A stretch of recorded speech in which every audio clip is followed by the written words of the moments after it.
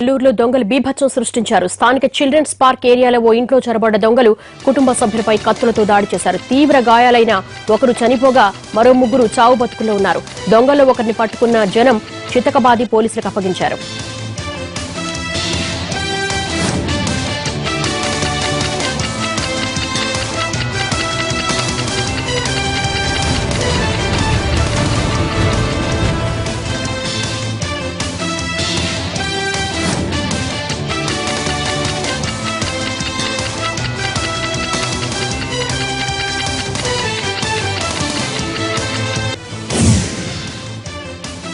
హైదరాబాద్ బోడుప్పల్ మేడిపల్లిలో వృద్ధురాలను బెదిరించి పెద్ద మొత్తంలో డబ్బు దోచుకెళ్లిన గ్యాంగును కటకటాల వెనక్కు నెట్టారు పోలీసులు. బోడుప్పల్ సర్వశ్రీ నగర్లో రియల్ ఎస్టేట్ వ్యాపారి అయిన తన కొడుకుతో కలిసి ఉంటుంది బాలామణి.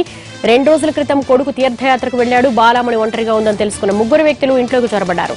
బాలామణిని కట్టేసి ఇంట్లో ఉన్న 35 లక్షల నగదుతో పాటు 25 తులాల బంగారు ఆభరణాలు ఎత్తుకెళ్లారు. ఈ కేసును ఛాలెంజ్ గా తీసుకుని 2 రోజుల్లోనే నిందితుల్ని పట్టుకున్నారు పోలీసులు. సొత్తు రికవరీ చేశారు.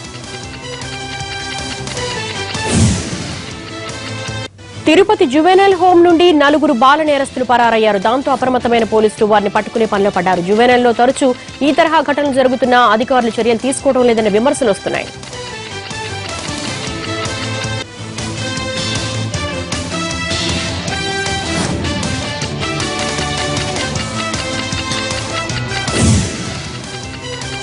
పదవ తరగతి ఫెయిల్ అయితేనే పేరుకు ముందు డాక్టర్ అని తగిలించుకుని దర్జాగా తిరుపతిలో క్లినిక్ తెరిచాడు. ఏ రోగమైనా చిటికలో నయం చేస్తామంటూ కరపత్రాలను ముద్రించాడు. సంవత్సరం పాటు వ్యాపారం 3 పువ్వులు 6 కాయలు సాగింది. ఇటీవలి కాలంలో అతని ట్రీట్మెంట్ పై జనాల్లో అనుమానం మొదలైంది. దీనిపై పోలీసులకు ఫిర్యాదు చేశారు స్థానికులు. రంగంలోకి దిగిన ఖాకీలు నకిలీ డాక్టర్ బాగోతాలను బయటపెట్టారు. తమిళనాడు చెందిన బినాయ్ ఓ డాక్టర్ దగ్గర కాంపౌండర్ గా పనిచేసేవాడని గుర్తించారు. అతడి క్లినిక్ ను సీజ్ చేశారు పోలీసులు.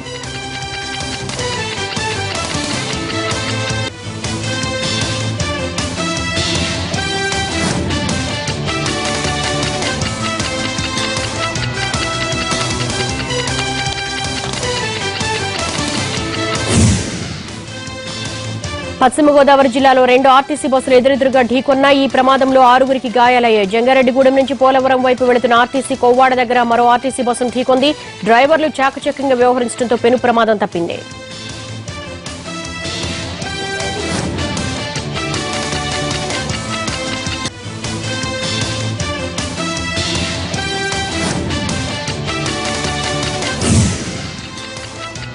ఖమ్మంలో రైస్ మిల్లులపై దాడులను ముమ్మరం చేశారు సివిల్ సప్లై అధికారులు. అనుమతులు లేకుండా ఓ మిల్లులు అక్రమంగా నిల్వ ఉంచిన 1000 క్వింటాల రేషన్ బియ్యాన్ని పట్టుకున్నారు. మరో 3 వాహనాలను సీజ్ చేశారు. అక్రమంగా రేషన్ బియ్యాన్ని తరలిస్తే కఠిన చర్యలు తప్పవన్నారు సివిల్ సప్లై అధికారులు.